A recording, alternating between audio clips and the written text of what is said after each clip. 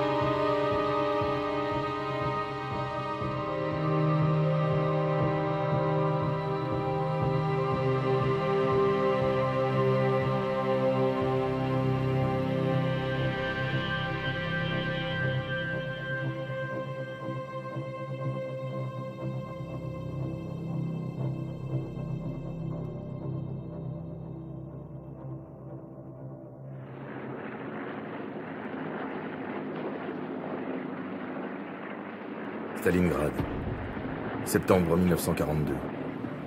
Les bombardements allemands labourent encore et toujours les ruines d'une ville détruite, abritant dans ses entrailles des civils affamés et des combattants démunis. Pourtant, les défenseurs continuent d'affluer par milliers pour défendre quelques kilomètres carrés.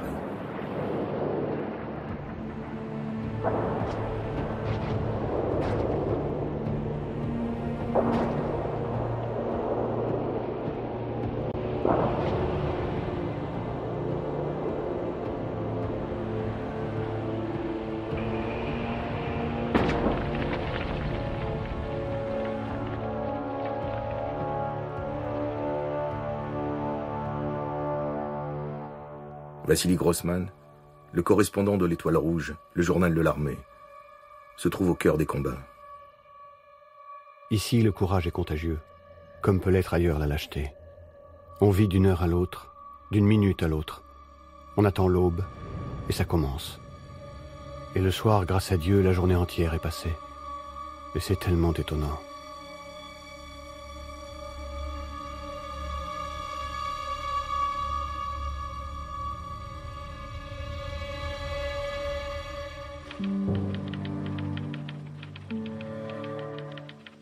Alexander Wirth, journaliste de la BBC et du Sunday Times, écrit « Ce petit point sur la carte est devenu le centre du monde. Tout le monde sent que c'est là que se joue l'issue de la guerre. »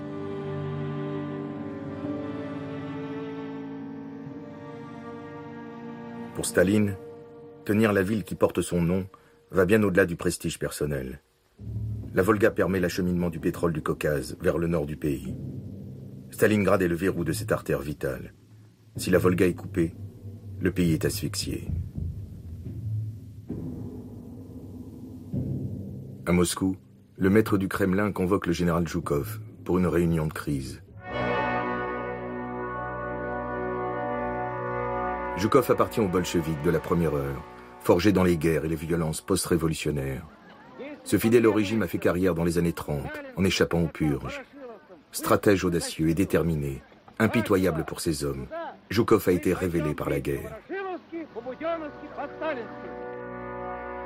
Il a commencé par être le pompier de Staline, en sauvant Moscou en décembre 1941, avant de devenir son principal interlocuteur dans la conduite de la guerre. De retour de Stalingrad, Zhukov a une vision claire de la situation. Il raconte. Сталин взял карту с расположением стратегических резервов и стал внимательно рассматривать. Мы с Александром Михайловичем отошли от стола подальше и стали между собой очень тихо разговаривать, что все это, конечно, полумера. Надо искать иное решение вопроса. Сталин поднял голову, спросил, а какое иное решение? Zhukov présente alors un plan incroyablement audacieux. Il ne s'agit pas de sauver Stalingrad. mais de tendre à Hitler un piège fatal pour détruire ce qui est sa plus importante concentration armée en Europe. Pour cela, il lui faut du temps.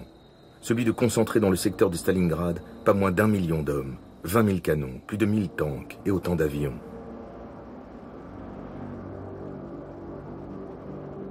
Staline et Zhukov font le pari que l'armée rouge, encerclée à Stalingrad, pourra tenir le temps de mettre en place l'opération. C'est à ce prix que l'armée rouge pourra surprendre l'ennemi, à l'endroit où il est le plus vulnérable, sur ses flancs. L'objectif, encercler la 6e armée de Paulus.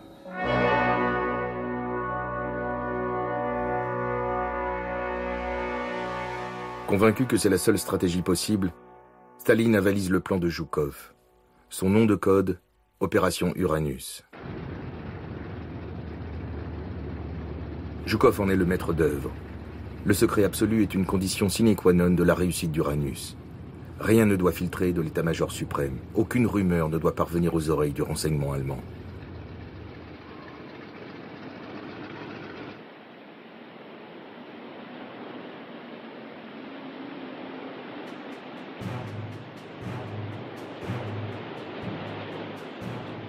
Le premier défi de Zhukov, organiser un déplacement de troupes colossal dans la plus grande discrétion.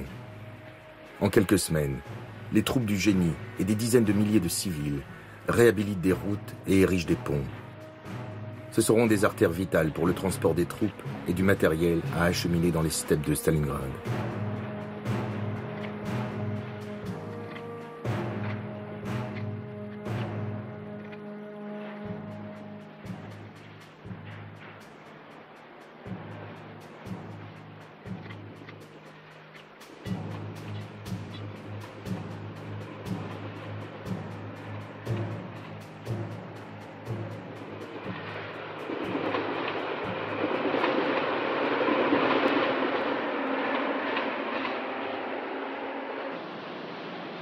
Pour triompher de la puissance mécanique de la Wehrmacht, Zhukov sait qu'il peut s'appuyer sur une industrie de guerre qui tourne désormais à plein régime.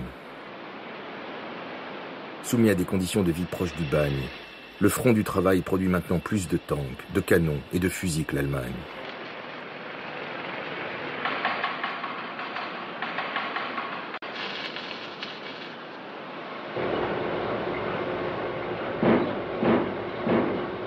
Ce sont des femmes, des enfants et des vieillards.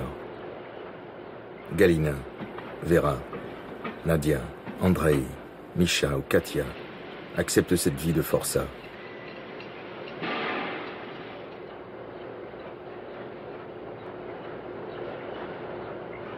Ils sont logés dans des baraquements de fortune, nourris avec des rations de famine, et les journées de travail dépassent les 12 heures.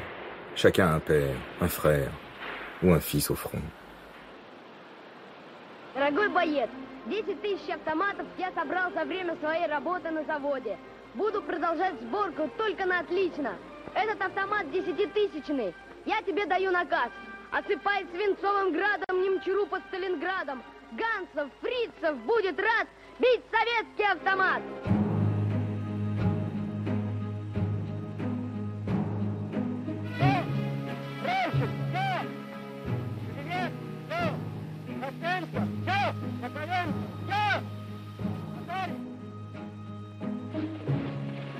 Zhukov exige des nouvelles recrues une préparation militaire irréprochable.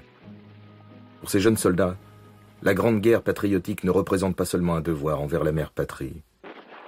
C'est aussi l'espoir sincère d'un nouveau départ, la possibilité de remettre les compteurs sociaux à zéro après les vagues de collectivisation, de purge et de terreur stalinienne qui ont touché toutes les couches de la société. Le soldat Yuri est l'un d'entre eux. J'ai 18 ans et nous sommes 130 volontaires comme moi, tous logés dans le même baraquement.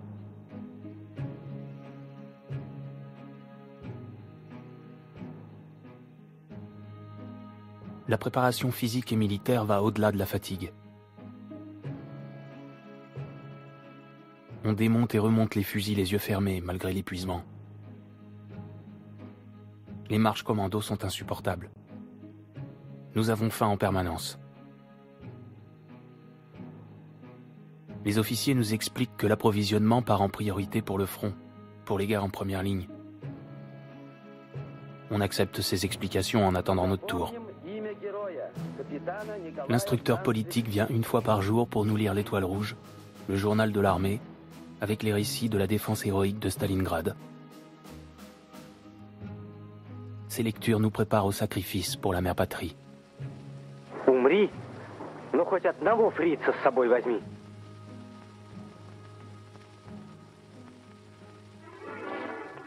Бой длился двое суток. Chaque jour, mètre par mètre, la défense s'érode mais ne cède pas. À côté des combattants, les opérateurs et les correspondants de guerre bâtissent la légende de Stalingrad l'héroïque.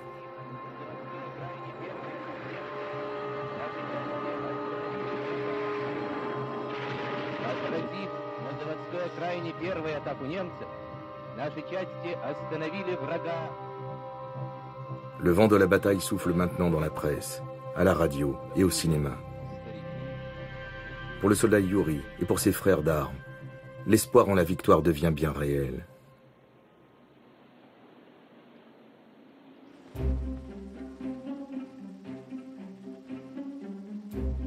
Zhukov a imaginé une opération qui submerge l'ennemi par le surnombre. Pour déplacer 1 million d'hommes et le matériel, le réseau ferroviaire est mis à rude épreuve.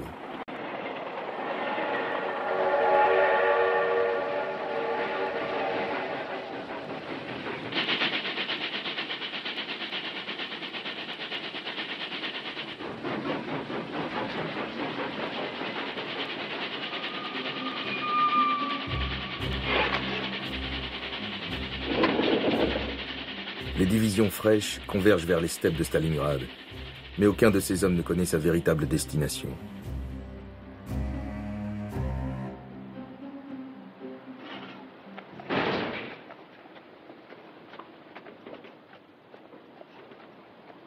La steppe est noire, les étoiles paisibles, et on entend le bourdonnement confus des avions dans le flou du ciel.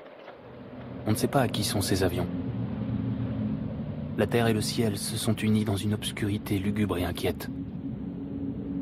La nuit est pleine d'angoisse. Les bruissements font peur, le silence aussi. Les ténèbres au nord sont terribles.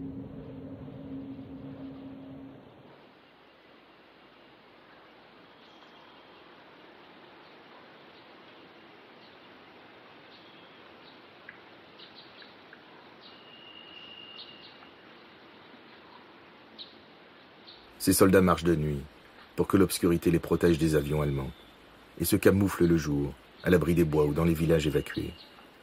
L'augmentation des rations leur indique que le front est proche.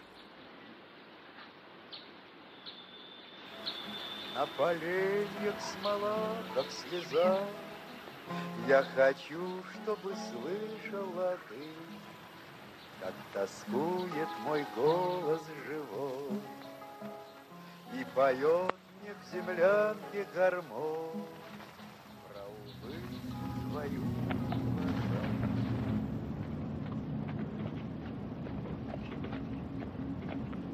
La nuit, les grondements des moteurs parviennent jusqu'aux tranchées allemandes. L'information remonte jusqu'à Hitler, mais celui-ci refuse de croire que l'URSS puisse lever une telle armée.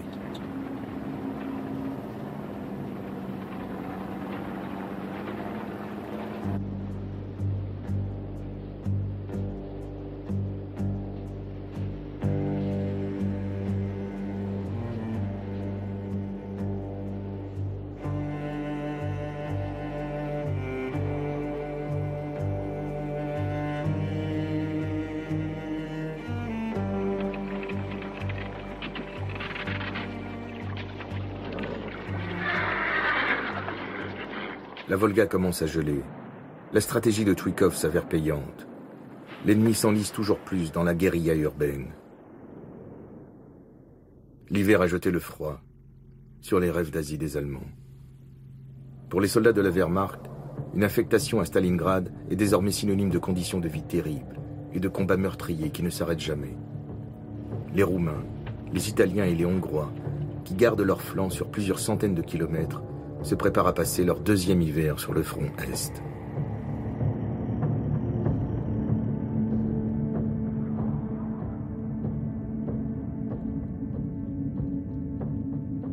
Dans la nuit, Tchoukov reçoit un appel de l'état-major général. La contre-offensive commence dans 8 heures. Il réalise alors que son rôle a été de leurrer l'ennemi.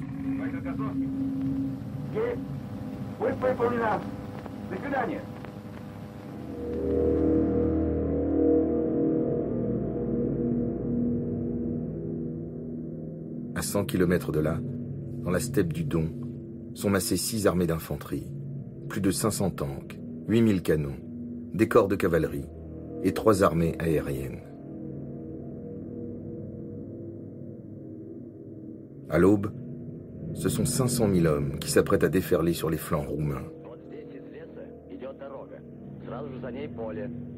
À 3 heures de son déclenchement, les généraux dévoilent les détails d'Uranus à leurs officiers. Le déroulé de la journée est communiqué à chacune des unités.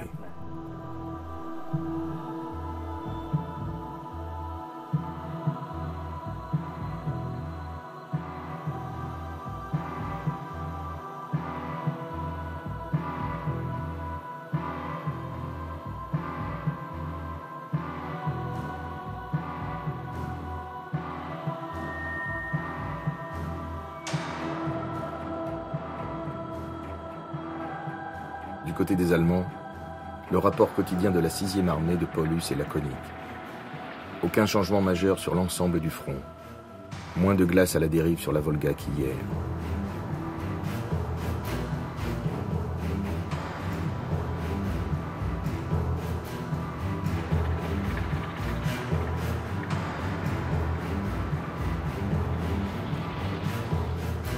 À 7h20, le signal est donné.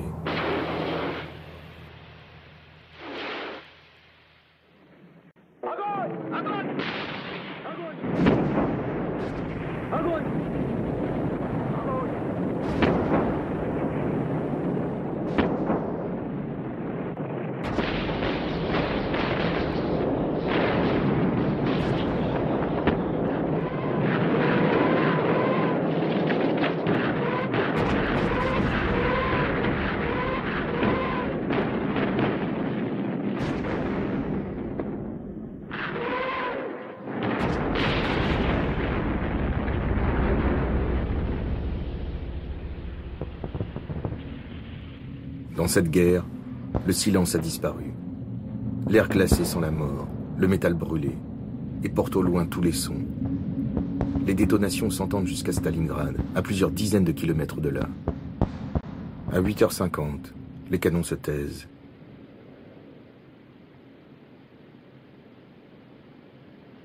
Les soldats roumains entendent soudain la terre gronder.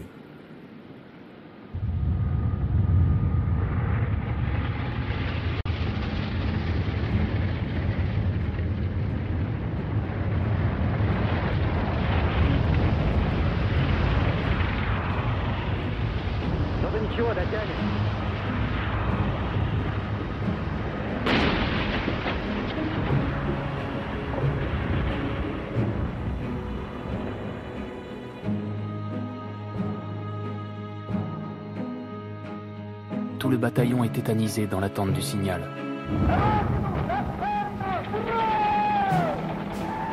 Nous chargeons.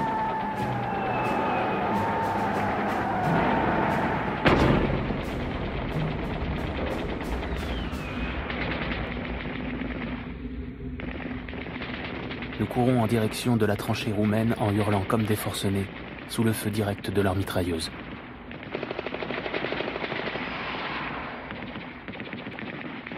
Les hommes tombent par grappes, mais nous parvenons enfin à la tranchée ennemie. Il n'y a plus d'ordre, plus de peur, que des cris.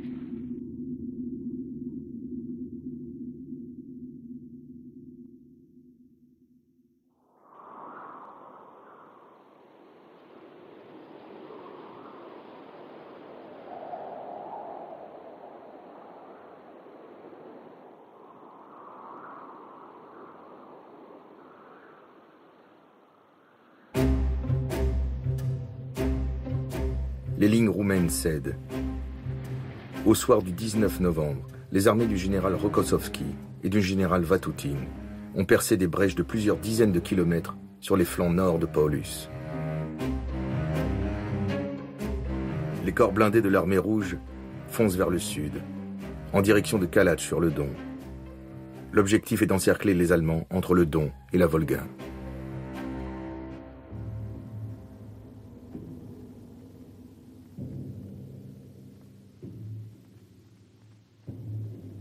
Du haut de son Berghof, Hitler s'obstine à vouloir s'emparer de Stalingrad. Malgré les nouvelles alarmantes, il maintient l'ordre d'attaquer sans relâche la ville qui l'obsède. Pourtant sur place, Paulus ne prend aucune mesure radicale malgré la panique de ses alliés roumains. Le mauvais temps qui le prive d'aviation et l'absence de renseignements détaillés le poussent à temporiser. Mais surtout, ce brillant général d'état-major n'est pas un chef de guerre capable de défendre des options radicales. Il suit les ordres de son Führer. Et en ce 19 novembre, Paulus poursuit inlassablement les assauts sur Stalingrad.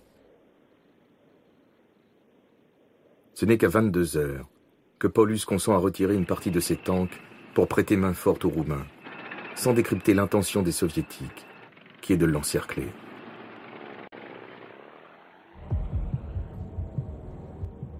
Le lendemain, à quelques dizaines de kilomètres de la ville, le général Yeremenko est chargé de refermer la pince sud de la tenaille soviétique, en direction de Kalach sur le Don.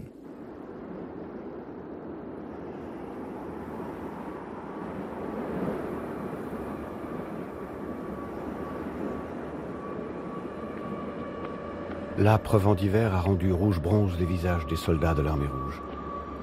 Il n'est pas facile de combattre par un temps pareil, de passer dans la steppe les longues nuits d'hiver exposées à cette bise glacée qui vous transperce jusqu'aux os. Mais les hommes avancent vaillamment. C'est une journée joyeuse. Le moral de l'armée est au plus haut. C'est l'offensive de Stalingrad.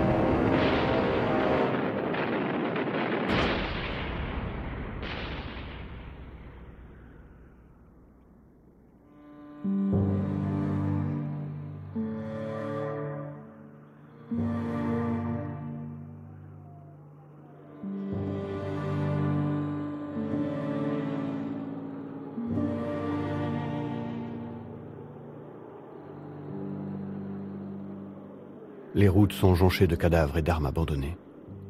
Et sans cesse, à notre rencontre, viennent des cohortes de prisonniers. L'hiver de la steppe est devenu rouge sang.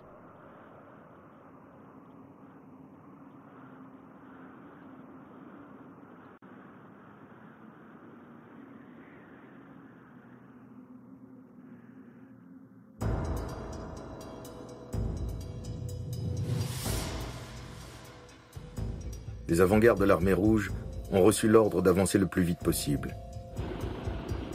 Le 21 novembre, Paulus réalise enfin que les poussées soviétiques convergent en direction de Kalach sur le Don. Le pont qui enjambe le fleuve doit servir de verrou au piège soviétique. Le 22 novembre, dans l'obscurité et la confusion, avec 2 chars et un véhicule de reconnaissance pris aux Allemands, le lieutenant Philippov parvient à tromper la vigilance des gardes et s'empare du pont. La voie est libre pour que les avant-gardes russes opèrent la jonction dans la steppe. L'opération Uranus a réussi.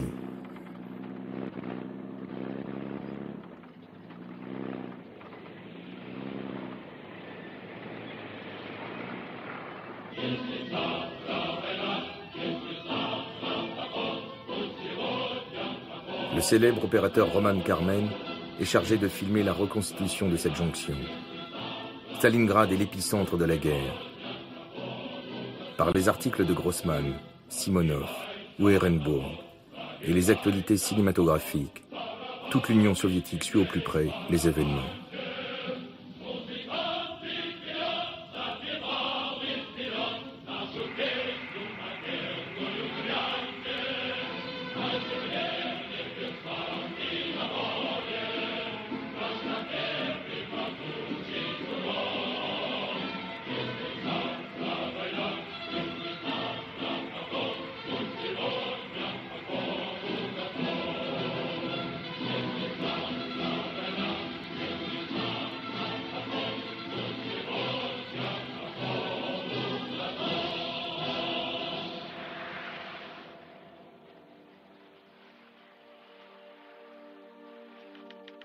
Le communiqué à la population, encore laconique, provoque un effet extraordinaire.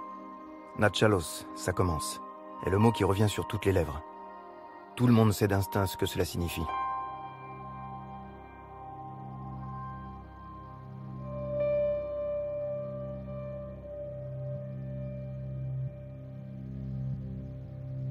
Encerclés dans un anneau large de 30 à 50 km, les Allemands et les Roumains ne désespèrent pas, bien que les hommes de la 6e armée manquent d'essence et de munitions. Hitler écrit à Paulus « La 6e armée est temporairement encerclée, mais vos hommes doivent savoir que je ferai tout pour leur venir en aide. »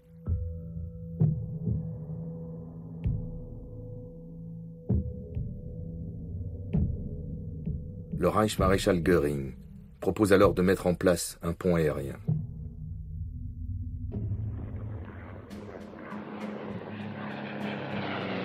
Jamais dans l'histoire, on avait réussi à ravitailler en essence, munitions et nourriture une armée mécanisée de 300 000 hommes encerclée loin de ses bases.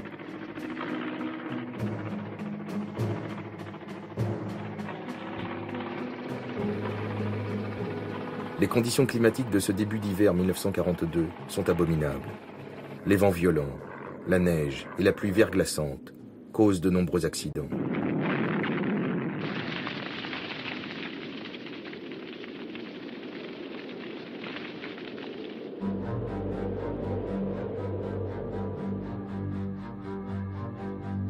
Et les jours de temps clair, les trimoteurs allemands s'exposent aux batteries anti-aériennes disposées autour de l'anneau.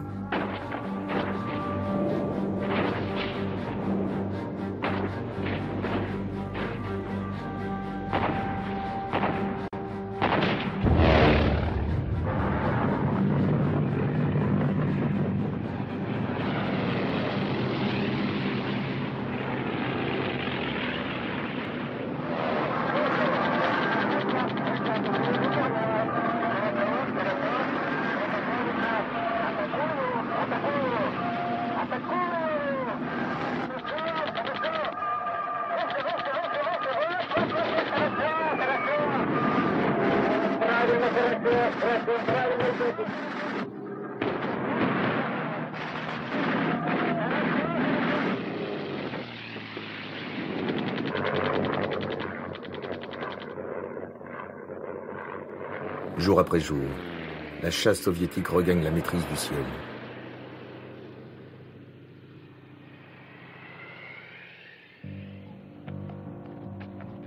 Au mieux, le pont aérien réussit à acheminer 512 tonnes par semaine, alors que les besoins de Paulus s'élèvent à 700 tonnes par jour.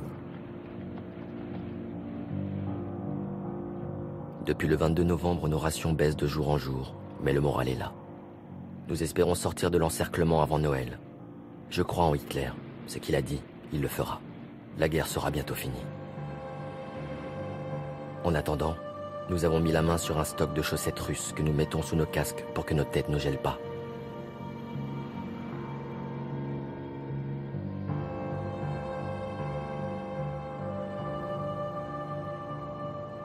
À l'approche de Noël, les hommes de la 6e armée se nourrissent de la certitude que le Führer va envoyer à leur secours l'un de ses plus brillants stratèges, le maréchal von Manstein.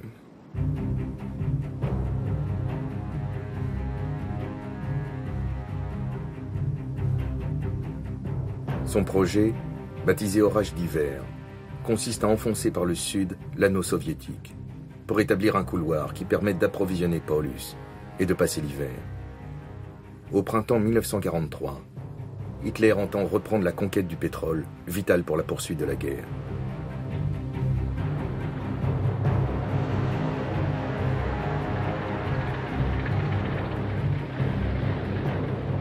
Le 12 décembre, Manstein déclenche l'opération. Et en 3 jours, ses troupes se retrouvent à une 50aine de kilomètres de leur objectif.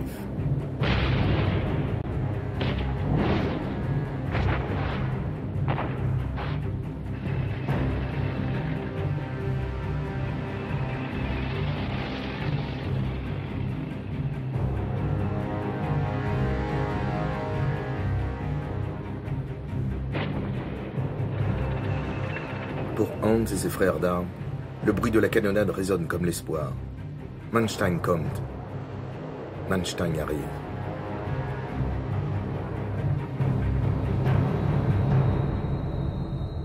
Mais Zhukov a prévu une riposte. Cette fois, il enfonce le flanc gardé par les Italiens et menace directement les forces de Manstein.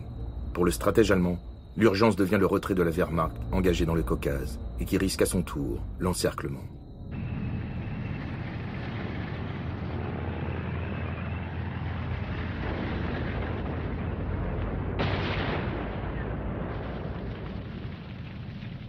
L'avant-garde de l'armée rouge parvient jusqu'à Tatsinskaya, aérodrome vital pour faire vivre le pont aérien.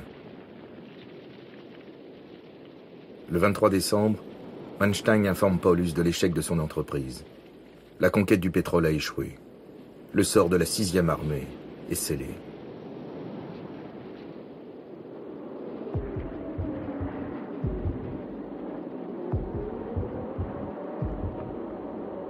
À partir du 16 décembre, une vague de froid sibérien s'abat sur Stalingrad.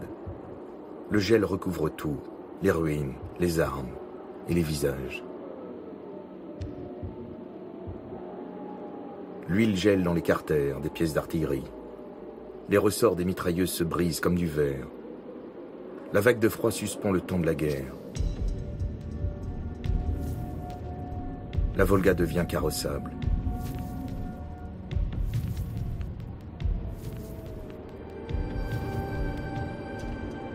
Elle devient une ligne de vie par laquelle passent les hommes, puis les traîneaux, puis les camions.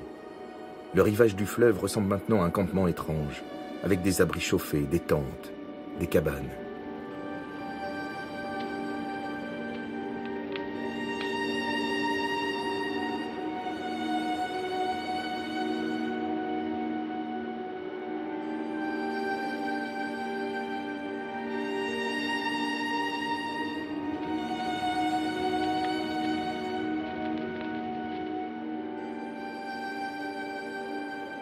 Pour les soldats de l'armée rouge, il est même possible de se rendre sur l'autre rive pour prendre un bain de vapeur.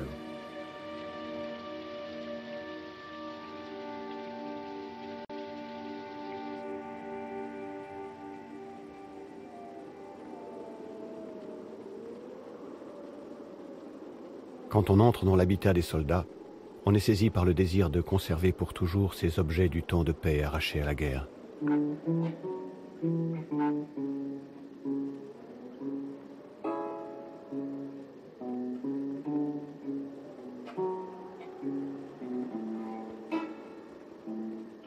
Sur cette terre retournée, gelée, pleine de merde, en sang, résonne partout la musique.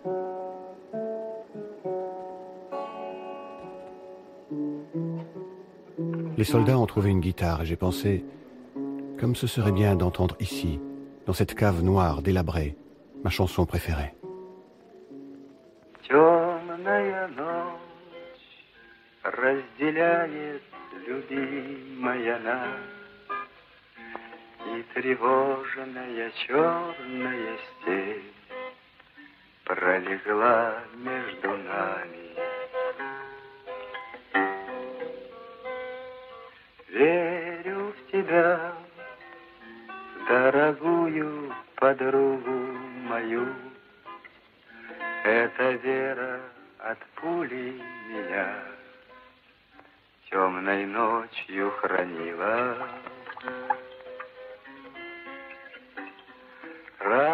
Tous étaient assis là sans souffler mot.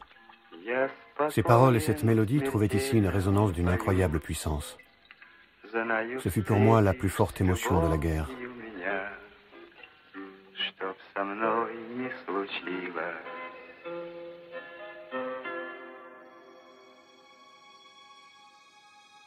Le soir du 31 décembre, on fait cuire du cheval. Imaginez-vous le goût, sans sel ni aucun assaisonnement de cet animal qui a rendu l'âme il y a 1 mois et demi.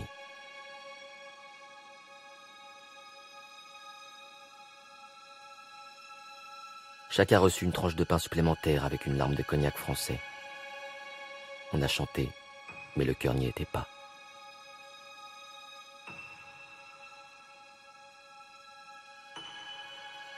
Le 31 décembre, Hitler envoie un message à Paulus et à la 6e armée. Au nom du peuple allemand, je vous adresse mes vœux les plus chaleureux. Je suis conscient de la difficulté de votre situation. Je ferai tout ce qui est en mon pouvoir pour vous dégager de l'encerclement. De votre fermeté naîtra le plus glorieux fait d'armes de l'histoire militaire allemande. Adolf Hitler. Paulus répond. Mein Führer, vous pouvez être certain que nous tous, du général au grenadier, tiendrons, inspirés par une volonté fanatique, et contribueront ainsi à la victoire finale.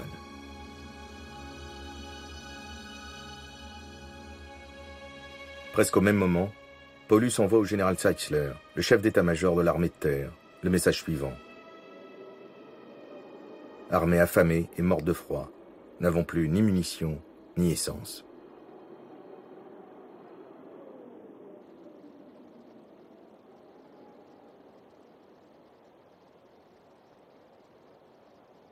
Staline attend désormais de cueillir les fruits de la victoire. Pour venir à bout des Allemands encerclés, il choisit le général Rokossovski. L'opération Cercle commence. L'armée rouge ignore le nombre d'hommes qu'elle a encerclés. Le renseignement militaire sous-estime gravement l'adversaire. Il table sur un effectif allemand de 80 000 soldats, moitié moins qu'ils ne sont en réalité. Pour cette opération, le commandement soviétique affecte à Rokossovski 218 000 soldats solidement appuyés par les blindés, l'artillerie et l'aviation.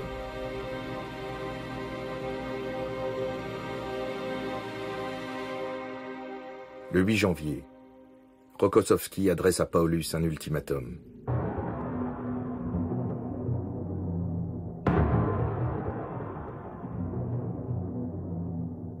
La 6e armée vit une véritable agonie. Le pont aérien promis par Hitler ne fait plus illusion.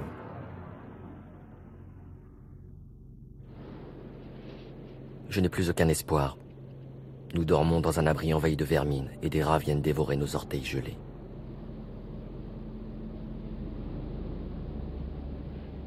Ici, j'ai appris le sens de la phrase « Donnez-nous notre pain quotidien ». Je ne reçois même pas une tranche de pain par jour. Du pain.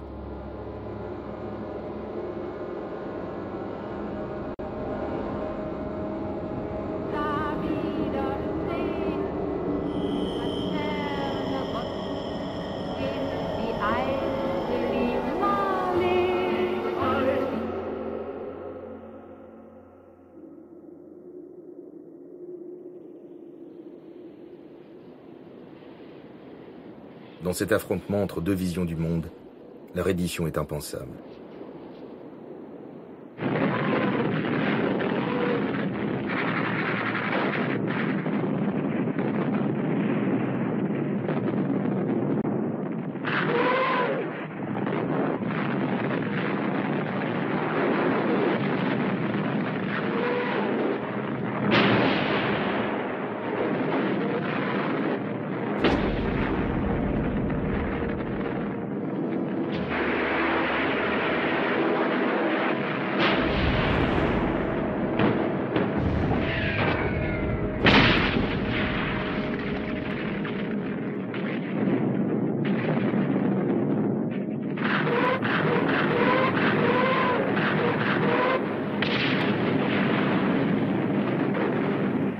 En 10 jours, les troupes de Rokossovski progressent de 40 km. Les Allemands se battent jusqu'au dernier.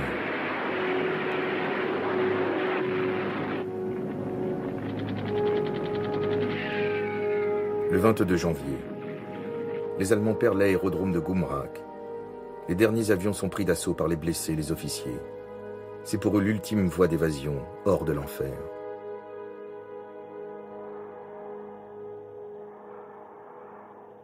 Pour ceux qui restent, les ruines de la ville représentent la seule retraite possible.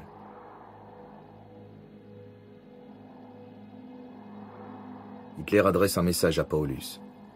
Reddition hors de question. Les Allemands combattent jusqu'au bout. 6e armée a ainsi apporté sa contribution historique au plus grand passage de l'histoire allemande.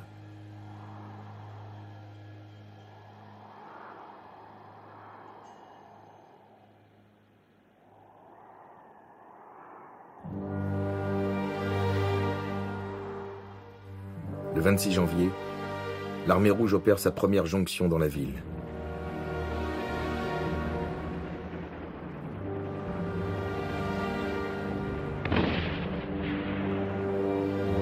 C'est maintenant aux Allemands de se défendre, mètre par mètre, centimètre par centimètre.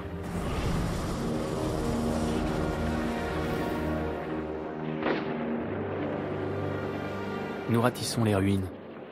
Ils sont là, comme des sauvages hirsutes tapis dans les caves, au milieu des décombres de cette ville qu'ils ont détruite. Nos unités traquent Paulus. On dit qu'il a déplacé son état-major dans un sous-sol de la ville.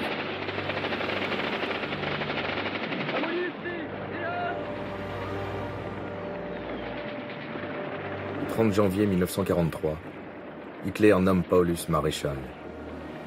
Jamais un maréchal ne s'est rendu à l'ennemi. Hitler attend un suicide, une mort sacrificielle à ériger en mythe.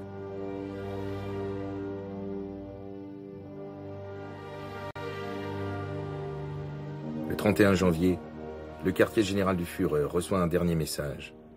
Russes à la porte, nous nous rendons.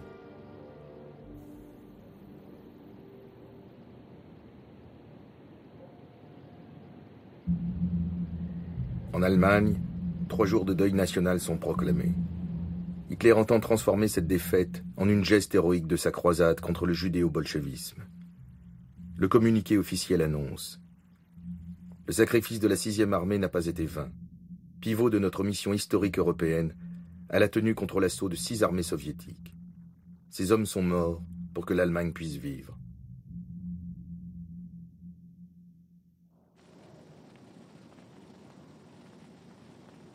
Aux grandes dames d'Hitler, le feldmaréchal Paulus ne s'est pas suicidé.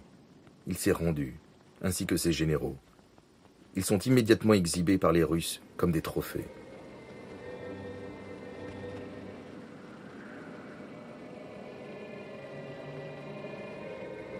Un trait nous surprend chez ces généraux. Ils ont l'air vigoureux et nullement sous-alimentés. Le seul qui paraît en piètre état est Paulus lui-même.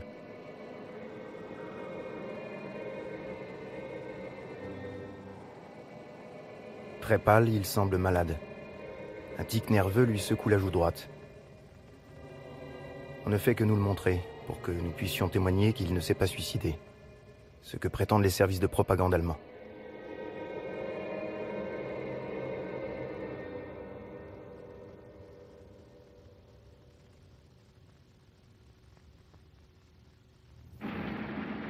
Le 2 février, la ville est entièrement libérée. Lorsqu'elle apprend la nouvelle, la Russie n'éclate pas de joie. Elle est simplement heureuse pour la première fois depuis le début de la guerre.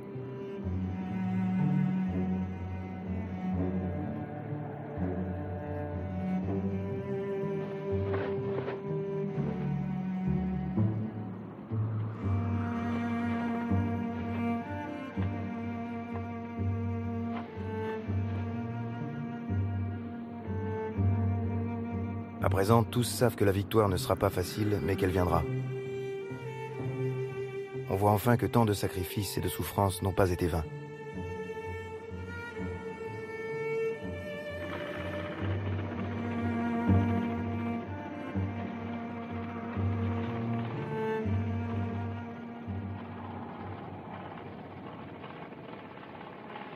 Les survivants civils de la bataille, qui se sont terrés dans les caves, les canalisations et les égouts, et tout ce qui pouvait servir d'abri pendant les 5 mois des combats, émergent des ruines.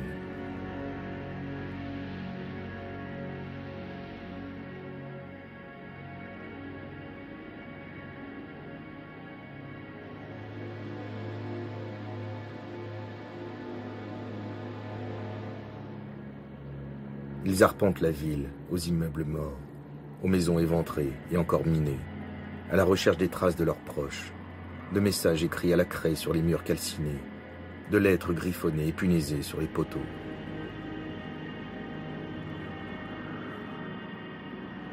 Maman, je vais traverser la Volga et tenter d'aller chez l'oncle Kolya.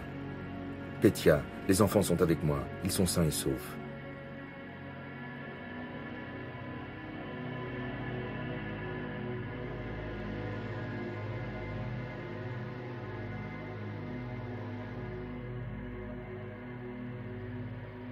Les collaborateurs et les derniers foyers de résistance allemands sont liquidés.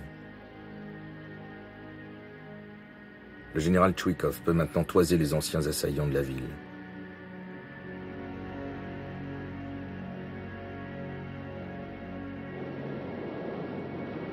De longues files de prisonniers prennent le chemin des camps, en direction de l'Est.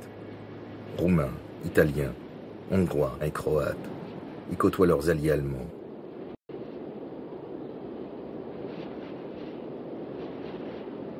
Seule une poignée d'entre eux reverra sa patrie.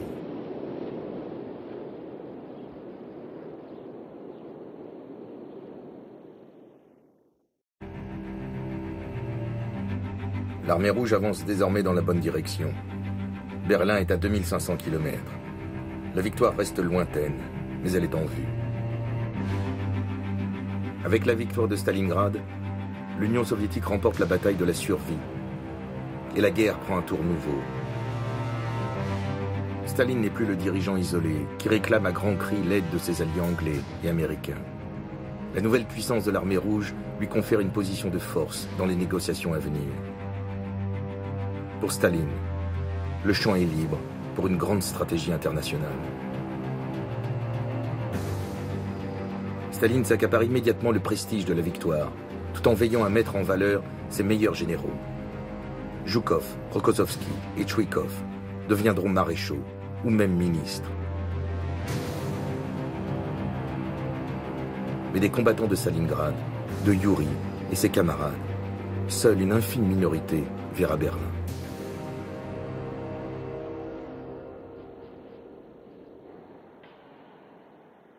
Comme on a envie de conserver à jamais dans la mémoire cette ville qui a donné à ses défenseurs une liberté triomphale.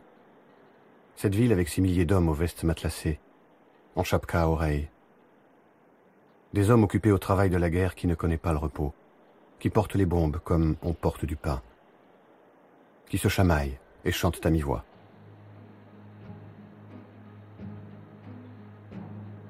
Tous ceux qui ont tenu 100 jours le point de passage sur la Volga et qui ont traversé le fleuve gris sombre, tout cela ont regardé la mort dans les yeux. On chantera un jour le chant de ceux qui reposent au fond de la Volga.